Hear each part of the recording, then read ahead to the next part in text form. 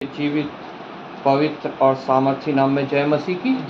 धन्यवाद करते हैं एक बार फिर कि प्रभु ने हमारी एक और दिन आयु बढ़ाई और आज के इस दिन तक उसने पहुंचाया जो परमेश्वर के लोगों के लिए ठहराया हुआ दिन है कि वो इकट्ठा होकर कलीसियाओं के रूप में प्रभु यीशु मसीह के चरणों में आए, इकट्ठा हो, उसकी महिमा स्तुति करें, धन्यवाद करें और उसके वचनों के द्वारा उसकी वाणी को सुनने पाए।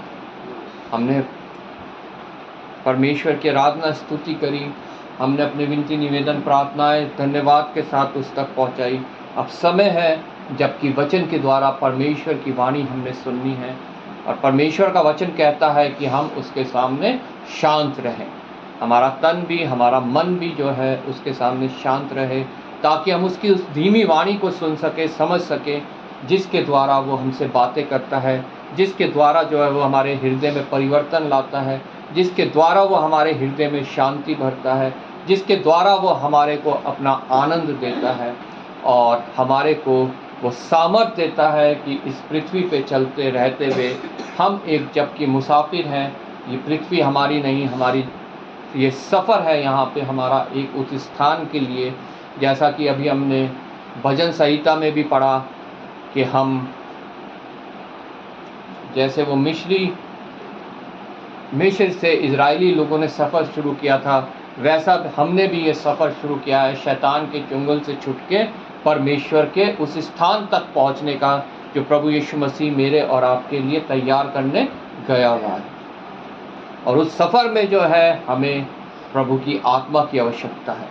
अगर प्रभु की आत्मा हमें गाइड नहीं करे, हमें लीड नहीं करे, तो हम वहाँ तक नहीं पहुँच पाएंगे। आज वचन में से हमने पढ़ा पहला पत्रस उसका 2 अध्याय, हमने मेमोरी वर्स जो पढ़ी 1 और 2, पेज नंबर 324, पहला पत्रस उसका 2 अध्याय, मेमोरी वर्स 1 और 2। इसलिए सब प्रकार का बैर भाव और छल और कपट और डहा और निंदा को दूर करके नए जन्मे हुए बच्चों के समान निर्मल आत्मिक दूध की लालसा करो, ताकि उसके द्वारा उद्धार पाने के लिए बढ़ते जाओ। आइए हम प्रार्थना करें। धन्यवाद पिता परमेश्वर, धन्यवाद करते हैं प्रभु तेरे वचन के पढ़े और सुने जाने के लिए। प्रभु ये वचन पिता परमेश्वर जो कुछ हमसे आज कहना चाहता है प्रभु वो हम पे साहित कर। हम प्रभु किसी मनुष्य की वाणी नहीं, सिर्फ और सिर्फ हम तेरी वाणी सुनना चाहते हैं जो हमें कन्विक्ट करे, कायल करे, हमारे हृदयों में खलबली मचाए और हमें एक नई सृष्टि बनने में सहायक हो। प्रभु हम तेरी समानता में और बढ़े प्रभु, और पिता परमेश्वर इस मार्ग में जो तूने हमारे लिए तैयार किया है आगे बढ़ते हुए उस मुकुट के और करीब पहुँचे जो तूने अपने हर पिता परमेश्वर विश्वासी के लिए रख छोड़ा है, जो कभी ना मुरझाएगा ना खराब होगा। हम में से प्रत्येक के हृदय की भूमि को तैयार कर, ताकि जब वचन का बीज पड़े तो वो नाश ना हो बल्कि बहुत सफल रहे। आदर महिमा तुझे देते हुए प्रभु यीशु के नाम से मांगते, आमीन। पहला पत्रस 2 अध्याय 1 और 2 वर्ष हमने अभी मेमोरी वर्स जो थी वो पढ़ी। यहाँ पे प्रभु का चेला, हम सब जानते हैं पत्रस जो है प्रभु का प्रमुख चेलों में से था और उसके द्वारा ये पत्री लिखी गई है और परमेश्वर इस पत्री के द्वारा मुझसे और आपसे आज बातें करना चाहता है। वो कहता है इसलिए सब प्रकार का बैर भाव और छल और कपट और डहा और निंदा को दूर करके।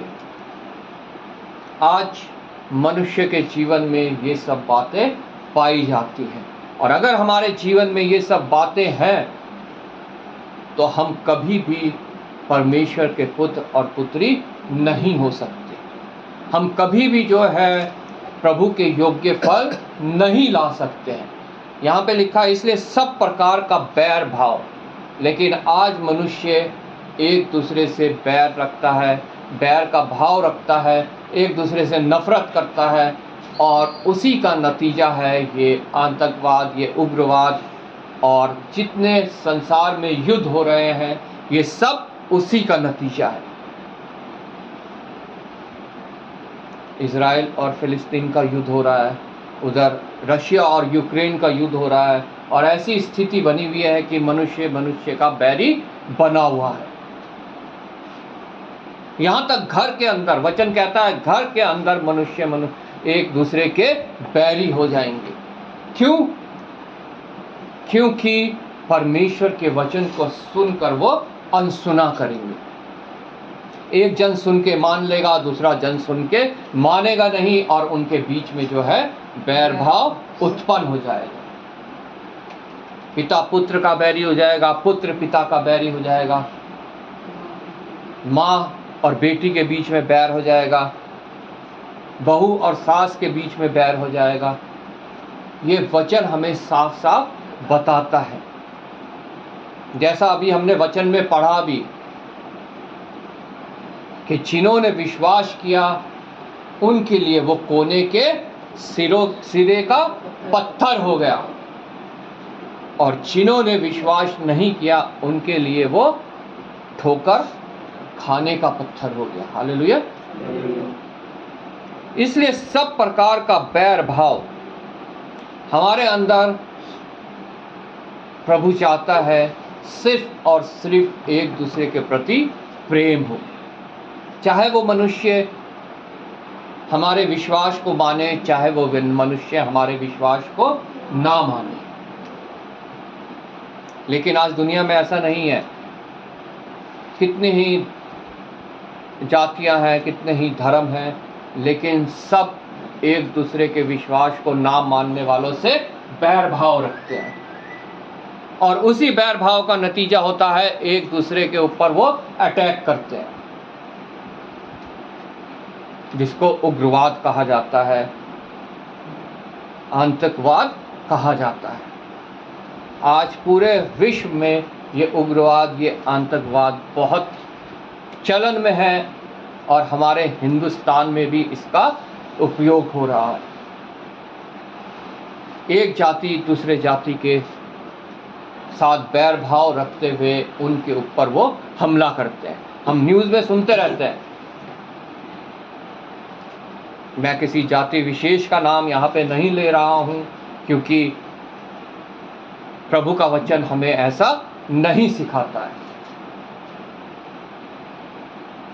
लेकिन प्रभु का वचन कहता है ये बैर भाव मेरे अंदर, आप लोगों के अंदर, प्रभु के किसी भी जन के अंदर नहीं होना चाहिए, बल्कि वो हमें एक नई आज्ञा देके गया है कि एक दूसरे से अपने समान प्रेम रखो।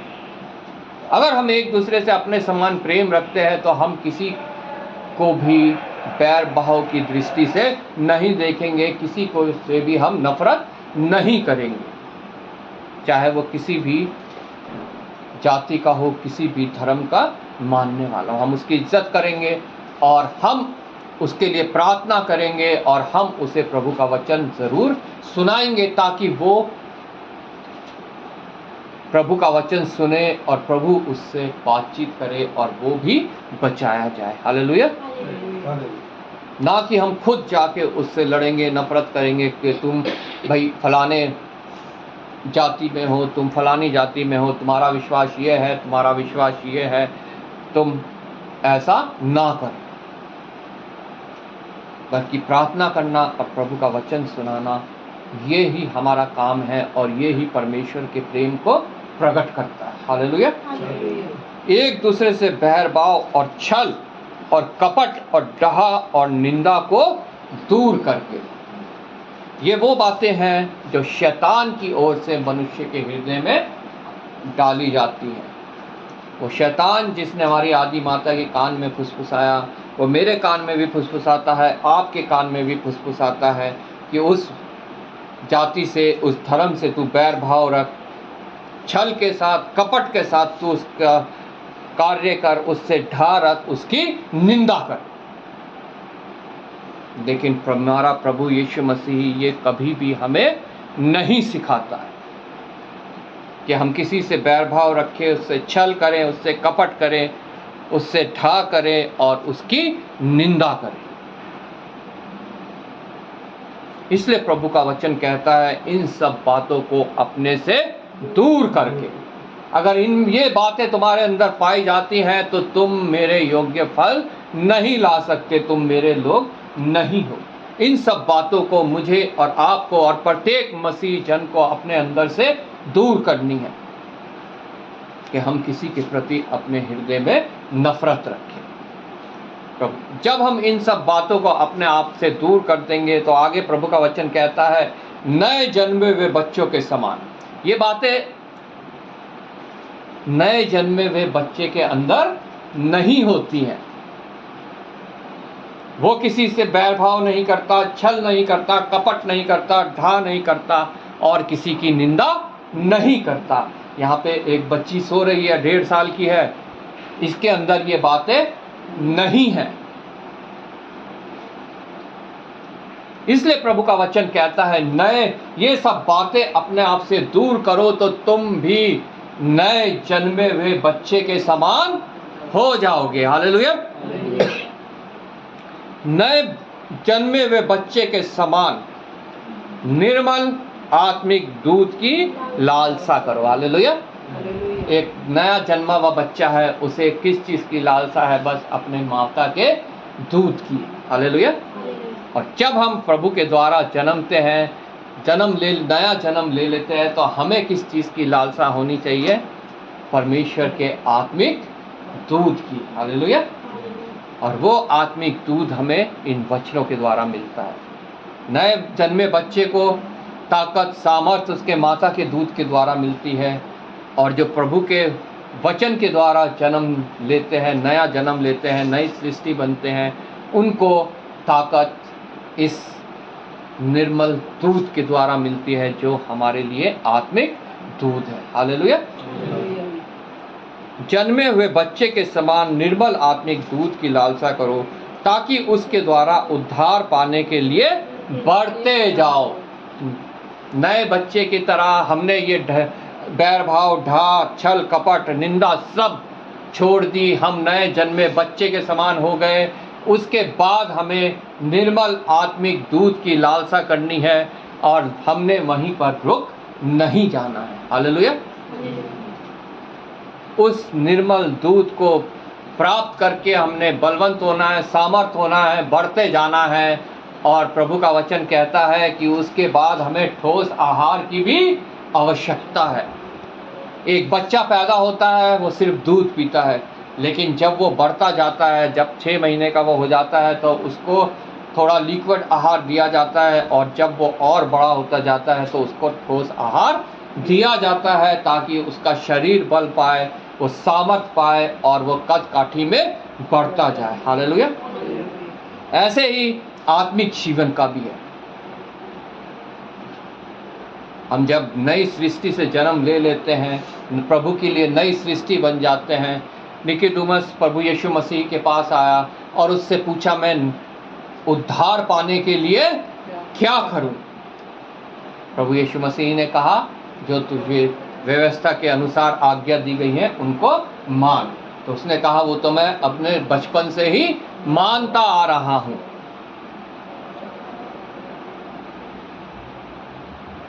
प्रभु ने कहा तुझे नए सिरे से जन्म लेना आवश्यक है। उसने कहा मैं तो अपनी माता के गर्भ से एक बार जन्म ले चुका हूं, दोबारा कैसे मैं उससे जन्म ले सकता हूं? प्रभु ने कहा तुझे आत्मिक जन्म लेना बहुत आवश्यक है। वही जन्म प्रभु हम सबको भी कह रहा है तुम्हें लेना आवश्यक है, तब तुम इस नए जन्मे हुए बच्चे के समान बनते हो और तुम्हें उस समय आत्मिक दूध की आवश्यकता होती है। लेकिन उसके बाद लिखा है ताकि उसके द्वारा उद्धार पाने के लिए बढ़ते जाओ। तब जब हम नए बच्चे के तरह जन्म ले लेते हैं, आत्मिक दूध की लालसा करते हैं, तब हमारा उद्धार पूरा नहीं है। प्रभु का वचन साफ साफ कहता है कि उसके द्वारा, उस आत्मिक दूध के द्वारा जो है हम उद्धार पाने के लिए बढ़ते जाएं। हालेलुया। ये कंटिन्यूस एक प्रोसेस है, हमेशा चलने वाला प्रोसेस है। हमें वहाँ पर रुकना नहीं, हमें प्रभु की समानता की ओर बढ़ते जाना है, क्योंकि प्रभु की ये इच्छा है कि हम उसकी समानता में बढ़े। हम उसके स्वरूप में तो बनाए गए हैं, उत्पत्ति की पुस्तक में पढ़ते हैं हम कि उसने हमें अपने स्वरूप और समानता में बनाया। उस समय जब पाप नहीं था हम उसकी समानता में थे, लेकिन हमारी आदि पिता आदि माता के द्वारा जब पृथ्वी पे पाप आया तो वो समानता हमने खो दी। और अब परमेश्वर ने अपने पुत्र को भेज के वो इंतज़ाम किया ताकि हम उसकी समानता में दोबारा से आ सके और हम उसको ग्रहण योग्य हो सके। इसलिए प्रभु का वचन कहता है कि हम उस बढ़ते जाओ, मतलब उसकी समानता की ओर हम बढ़ते जाएं। उस समय मनुष्य के बीच में ना ये कोई बात नहीं थी, ना कोई बैर भाव था, ना छल था, ना कपट थी, ना दहा थी, ना निंदा थी। ये सब कब आई? जब शैतान के द्वारा हमारी आदि माता ने उस फल को खाया जो अच्छे और बुरे के ज्ञान का फल था। आज भी संसार में हम देखते हैं वो पेड़ जो उस समय अदन की वाटिका में थे, एक जीवन का वृक्ष और एक अच्छे और बुरे के ज्ञान का वृक्ष। एक जीवन का वृक्ष है और एक अच्छे और बुरे के ज्ञान का वृक्ष है। जीवन का वृक्ष जो है वो जीवन देता है, अनंत जीवन। अगर उस समय उन्होंने उस जीवन के वृक्ष से खाया होता तो कभी भी मनुष्य की मृत्यु नहीं होती। और एक है जो अच्छे और बुरे का ज्ञान देता है और वो मृत्यु तक पहुंचाता है। संसार में आज वो जीवन का वृक्ष और वो अच्छे और बुरे के ज्ञान के दोनों के वृक्ष जो है वो उपस्थित है। जीवन का वृक्ष है हमारे हाथ में प्रभु का वचन जो हमें जीवन देता है, और अच्छे और बुरे का नॉलेज हमें संसार से बहुत जगहों से मिल जाती है जो शैतान की ओर से। कलीसिया में भी दो प्रकार के पास्टर्स होते हैं, एक जीवन का वृक्ष और एक अच्छे और बुरे के ज्ञान का वृक्ष। जो जीवन का वृक्ष है वो जीवन की बातें अपनी कलीसिया तक पहुंचाता है, और अच्छे और बुरे के ज्ञान का वृक्ष जो है वो छल कपट डहा निंदा की बातें जो है वो अपने लोगों तक पहुंचाता है। वो सिर्फ ये पहुंचाता है कि प्रभु यीशु मसीह चंगा कर देगा, तुम्हारे भलाई कर देगा, तुम्हें नौकरी दिला देगा, तुम्हें बच्चा दिला देगा, तुम्हारी शादी करवा देगा, तुम्हारे दुख दर्द दूर कर देगा। लेकिन जो जीवन का वृक्ष है वो सिखाता है कि तुम जब प्रभु के मार्ग में चलोगे तो वो सकरा मार्ग है, उसमें कोई तुम्हारे लिए सुख सुविधा नहीं है। सुख सुविधा है उस मार्ग पे जो अच्छे और बुरे के ज्ञान का मार्ग है, जो जिसका द्वार जो है वो नरक की ओर खुलता है।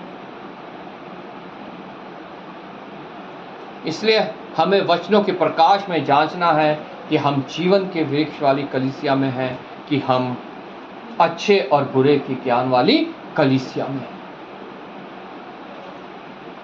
उद्धार पाने के लिए बढ़ते जाओ, क्योंकि तुमने प्रभु की कृपा का स्वाद चख लिया है।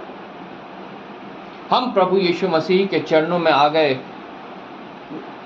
वो हम प्रभु की कृपा का स्वाद चखने के बाद आते हैं। हम में से कोई भी ऐसा नहीं जिसने प्रभु की कृपा का स्वाद ना चखा। जब हमने उसका स्वाद चख लिया है तो फिर हमें कोई भी स्वाद और अच्छा नहीं लगता।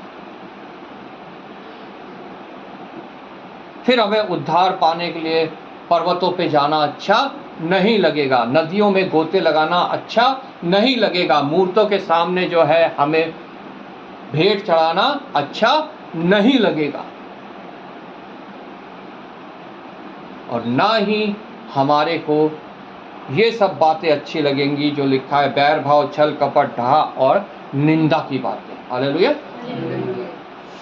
तब हम सिर्फ और सिर्फ प्रभु के वचनों के द्वारा अपना जीवन व्यतीत करेंगे। चौथी आयत से लिखा है, उसके पास आकर जिसे मनुष्यों ने निकम्मा ठहराया परंतु परमेश्वर के निकट चुना हुआ और बहुमूल्य जीवित पत्थर है। कौन है? प्रभु यीशु मसीह। उस समय यहूदियों ने उसे निकम्मा समझा, और आज तक वो जो है इंतज़ार कर रहे हैं कि हमारा कोई उद्धारकर्ता आएगा, लेकिन ऐसा नहीं है। वो उद्धारकर्ता आया, लेकिन मनुष्यों ने उसे तुच्छ जाना, उसे निकम्मा समझा। लेकिन परमेश्वर ने उसकी महिमा को बढ़ाया। परमेश्वर ने जो है उसको जीवित बहुमूल्य पत्थर ठहराया। तुम भी आप जीवते पत्थरों के समान आत्मिक भर बनते जाते हो, जिससे याजकों का पवित्र समाज बनकर ऐसे आत्मिक बलिदान चढ़ाओ जो यीशु मसीह के द्वारा परमेश्वर को ग्रहण हो। हम कुछ भी प्रार्थना कर लें, अगर वो प्रभु यीशु मसीह के द्वारा नहीं है तो वो परमेश्वर को ग्रहण योग्य नहीं है। कुछ भी हम काम कर लें, अगर वो प्रभु यीशु मसीह के द्वारा नहीं है तो वो परमेश्वर को ग्रहण नहीं है। प्रभु का वचन कहता है, जो भी कुछ तुम करो वो प्रभु यीशु मसीह के नाम से करो, प्रभु यीशु मसीह के लिए करो, चाहे अपने काम में, चाहे अपने वचन में। हालेलुया। इस कारण पवित्र शास्त्र में भी आया, देखो मैं सिय्योन में कोने के सिरे का चुना हुआ और बहुमूल्य पत्थर धरता हूँ, और जो कोई उस पर विश्वास करेगा वह किसी रीति से लज्जित नहीं होगा। प्रभु के लोग जो है वो किसी रीति से लज्जित नहीं होते हैं। जिनका विश्वास प्रभु यीशु मसीह के ऊपर है, उस कोने के सिरे के पत्थर के ऊपर है, वो किसी रीति से लज्जित नहीं होते हैं। लेकिन आगे लिखा है, अतः तुम्हारे लिए जो विश्वास करते हो वह पत्थर तो बहुमूल्य है, पर जो विश्वास नहीं करते उनके लिए जिस पत्थर को राजमिस्त्रियों ने निकम्मा ठहराया था वही कोने का सिरा हो गया, और ठेस लगने का पत्थर और ठोकर खाने की चट्टान हो गया, क्योंकि वे तो वचन को ना मान कर ठोकर खाते हैं और इसके लिए वे ठहराए भी गए। सब लोग जो वचन सुनते हैं वो वचन पर विश्वास नहीं करते हैं, और उनके लिए जो है प्रभु यीशु मसीह ठोकर का कारण बन जाता है।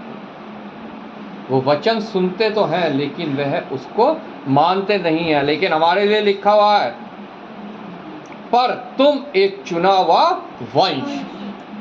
जितने प्रभु को विश्वास कर लेते हैं प्रभु के वचन के ऊपर, उनके लिए लिखा हुआ है वो एक चुना हुआ वंश। बुलाए हुए तो बहुत है, इनविटेशन तो पूरी मनुष्य जाति को मिली हुई है। वचन प्रत्येक कान तक जब तक गवाही नहीं दे जाएगा प्रभु यीशु मसीह का आगमन, दूसरा जो महिमा में आगमन है वो नहीं होगा। और ये वचन ही है जो मनुष्य जाति के लिए इनविटेशन है, जो कहता है आओ, जो भूखा है, जो प्यासा है, जिनके पास कुछ रुपया नहीं, कुछ पैसा नहीं, कुछ देने के लिए नहीं, वो भी आओ और मेरे से सेंध मेंथ ले जाओ। हालेलुया। सबको इनविटेशन दे रखा है उस दावत में जो मेमने के विवाह की दावत है, लेकिन सब ने उसको ग्रहण नहीं किया उस इनविटेशन को। जिन्होंने ग्रहण किया उनके लिए लिखा है वो एक चुना हुआ वंश है। बुलाए हुए तो बहुत हैं लेकिन चुने हुए बहुत थोड़े हैं।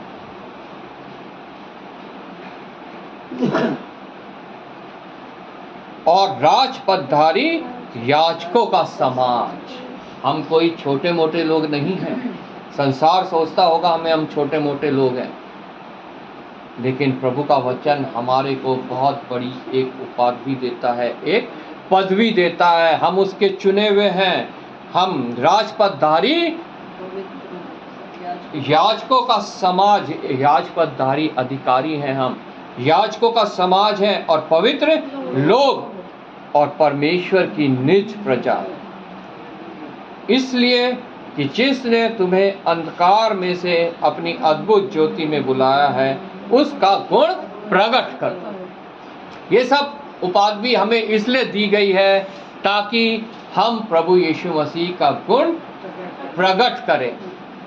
उसने कभी किसी से बैर भाव नहीं किया, उसने कभी किसी से छल नहीं किया, कपट नहीं किया, ढा नहीं रखा, और ना ही कभी उसने किसी की निंदा की। जो उसे सता रहे थे उसके लिए भी उसने सलीब से प्रार्थना करी, हे पिता इन्हें क्षमा करना, क्योंकि ये नहीं जानते ये क्या कर रहे हैं। हमें भी अन्य जातियों को देखकर उनके लिए प्रार्थना करनी है कि प्रभु ये नहीं जानते कि ये क्या कर रहे हैं, इनको भी क्षमा कर, इनको लिए भी तू उपाय कर, ताकि ये भी तेरे चरणों में आए, ये भी राजपदधारी अधिकारी बने, तेरी निज प्रजा बनने पाए। हालेलुया। लेकिन उसके लिए मुझे और आपको परमेश्वर के पुत्र प्रभु यीशु मसीह के गुण प्रकट करना बहुत आवश्यक है। वो गाली सुनकर गाली नहीं देता था।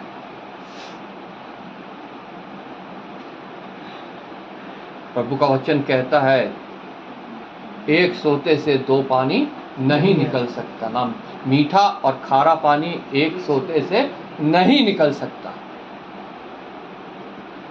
अगर हम प्रभु के लोग हैं तो हमारे मुंह से भी जो है शैतान की बात और परमेश्वर की बात दोनों नहीं निकल सकती। इसलिए प्रभु का वचन कहता है वो गाली खाकर गाली नहीं देता था।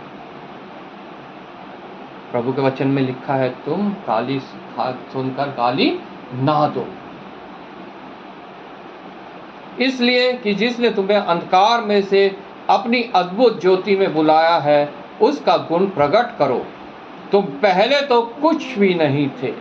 जब हम अन्य जातियों में थे तो हम कुछ भी नहीं थे, लेकिन आज कितना सारे अधिकार हमें मिल गए हैं। हम एक चुनावा वंश बन गए हैं, हम राजपदधारी याजकों का समाज बन गए हैं, हम पवित्र लोग और परमेश्वर की निज प्रजा बन गए हैं। पहले तो तुम कुछ भी नहीं थे, पर अब परमेश्वर की प्रजा हो। तुम पर दया नहीं हुई थी, पर अब तुम पर दया हुई है। हालेलुया। कितने धन्य हैं वो लोग जो प्रभु यीशु मसीह के द्वारा परमेश्वर के पास आते हैं। अगर हम इस बात पर विचार करें, अगर हम इस बात को अपने हृदय में सोचें, तो हमारे इस संसार में जो कष्ट होता है, जो तकलीफ होती है, ये दुख होता है, बीमारियां आती हैं, समस्याएं आती हैं, कलेश आते हैं, ये हमारे को बहुत छोटी बात लगेगी। हालेलुया। क्योंकि परमेश्वर का वचन साफ साफ कहता है कि हम उसके चुने हुए लोग हैं। तुम पहले तो कुछ भी ना थे, पर अब परमेश्वर की प्रजा हो। मुझ पर और आप पर दया की गई है। तुम पर दया नहीं हुई थी, पर अब तुम पर दया हुई है। इसलिए प्रभु का वचन हमें कायल करता है, कन्विक्ट करता है, ताकि हम अपने जीवन को प्रभु के वचन के अनुसार बिता सके। हालेलुया। और जब हम अपने जीवन को प्रभु के वचन के अनुसार बिताते हैं, तो आगे यहाँ पे लिखा है 11वीं आयत से, हे प्रियो मैं तुमसे विनती करता हूँ कि तुम अपने आप को परदेसी और यात्री जानकर उन संसारिक अभिलाषाओं से जो आत्मा से युद्ध करती हैं बचे रहो। मैं और आप, वचन आज हमसे विनती कर रहा है कि इस पृथ्वी के ऊपर हम अपने आप को परदेसी और यात्री जानें। हम इस पृथ्वी के नहीं हैं। हमारा निज स्थान वो है जो प्रभु यीशु मसीह हमारे लिए तैयार कर रहा है। हालेलुया। हे प्रियो मैं तुमसे विनती करता हूं कि तुम अपने आप को परदेसी और यात्री जानकर उन संसारिक अभिलाषाओं से जो आत्मा से युद्ध करती हैं बचे रहो। संसारिक अभिलाषाएं हमारी आत्मा से युद्ध करती हैं, और उस युद्ध के लिए हमें आत्मिक युद्ध के सारे हथियार बांधना बहुत आवश्यक है। इफिसियों की पत्री में लिखा है कि आत्मा की तलवार लेकर तैयार हो जाओ। आत्मा की तलवार क्या है? ये प्रभु का वचन है। हालेलुया। जब ये आत्मा की तलवार हम ले लेते हैं तो हम किसी भी आत्मिक युद्ध को जीत सकते हैं।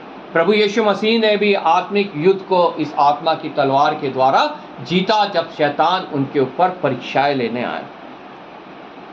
अन्य जातियों में तुम्हारा चाल चलन भला हो। हम अन्य जातियों में प्रभु की निंदा का कारण कभी भी ना बने, ताकि जिन जिन बातों में वे तुम्हें कुकर्मी जानकर बदनाम करते हैं, वे तुम्हारे भले कामों को देखकर उन्हीं के कारण कृपा दृष्टि के दिन परमेश्वर की महिमा करें। आमीन। हमारे को देखकर लोगों को परमेश्वर की महिमा करनी चाहिए, ना कि परमेश्वर की निंदा करनी चाहिए। कि मुझे और आपको अपने आप को जांचना है, हमारे कार्य कैसे हैं। हम दूसरों से कहीं ढा तो नहीं रखते हैं, कहीं हमारे बीच में बैर भाव तो नहीं है, छल कपट और निंदा की बातें तो नहीं है, जिन्हें प्रभु यीशु मसीह ने हमें दूर करने को कहा है। अगर अभी भी है तो हमें उन्हें अपने से दूर करके नए जन्मे बच्चे के समान बनना है और परमेश्वर के आत्मिक दूत की लालसा करनी है, ताकि उसके उद्धार पाने के लिए हम बढ़ते जाएं। हालेलुया। परमेश्वर आपको इस वचन के द्वारा आशीष दे। मैं भाई से रिक्वेस्ट करूंगा वचन के लिए प्रार्थना में अगुवाई करें।